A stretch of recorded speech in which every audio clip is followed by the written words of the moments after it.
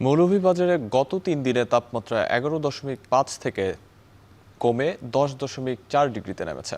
বাড়ছে শীতের প্রকোপ। ভোগান্তিতে খেটে খাওয়া মানুষ। কুয়াশায় হেডলাইট জ্বালিয়ে চলাচল করছে যানবাহন। এ নিয়ে আরও জানাতে মৌলভীবাজার থেকে যুক্ত হয়েছেন এম এ হামিদ। হামিদ, জেলায় শীতের তীব্রতা কেমন এবং মানুষের দুর্ভোগ কমাতে কোনো উদ্যোগ দেখছেন কিনা?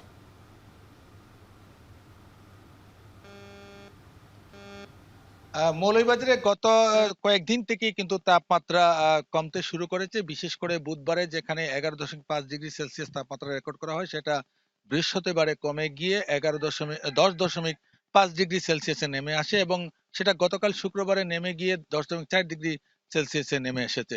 যদিও আজকে তাপমাত্রা সকালে কিছুটা বেড়ে গিয়ে ১১.৪ ডিগ্রি সেলসিয়াসে উন্নীত হয়েছে, তারপরেও কনকনে হিমেল হাওয়া বইতে শুরু করার কারণে মানুষজন বিপদে পড়েছেন। বিশেষ করে খেটে খাওয়া মানুষ, দিনমজুর এবং চা শ্রমিকরা বিপদের মধ্যে পড়েছেন। তারা কাজে যেতে সমস্যা হচ্ছে এবং দেরিতে কাজে যাচ্ছেন। অনেক সময় চা বাগানে দেরিতে কাজে যাওয়ার কারণে সর্দাররা অনেককে কাজে নিতে চাচ্ছে না, ফিরিয়ে দিতে চাচ্ছে। এতে করে তারা অর্থনৈতিকভাবে ক্ষতিগ্রস্ত হচ্ছেন।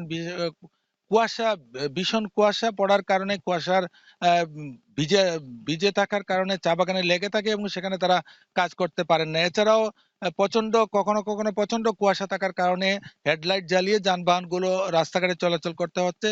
এদিকে এই শীতের তীব্রতার কারণে হাসপাতালগুলোতে রোগীর সংখ্যা বাড়ছে। বিশেষ করে ৬টি উপজেলা এবং জেনারেল হাসপাতাল সদরে রোগীর সংখ্যা দিন দিন বাড়তির দিকে। বিশেষ করে শিশু এবং বয়স্করা বিভিন্ন রোগে আক্রান্ত হচ্ছেন।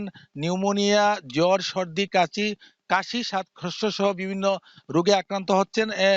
এই শীত বাড়ার কারণে কিন্তু বিক্রি বেড়েছে শীত জনিত কাপড়ের। বিশেষ করে ফুটপাত থেকে শুরু করে শপিং মল পর্যন্ত শীতের কাপড় বিক্রি শুরু হয়েছে।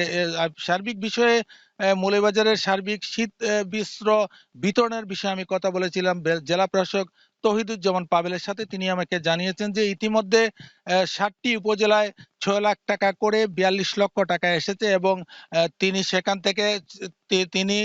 থেকে ৬টি উপজেলায় এই মুহূর্ত পর্যন্ত ৬,৮৫৭টি কম্বল বিক্রি ৬,৮৫৭টি কম্বল বিতরণ করেছেন এবং শুধুমাত্র রাজনগর উপজেলায় এখনো বিতরণ করা হয়নি, কারণ সেখানে উপজেলা নির্বাহী কর্মকর্তা যোগদান করেনি। ২-১ দিনের মধ্যে যোগদান করবেন এবং সেখানে সে কম্বল বিতরণ করা হবে।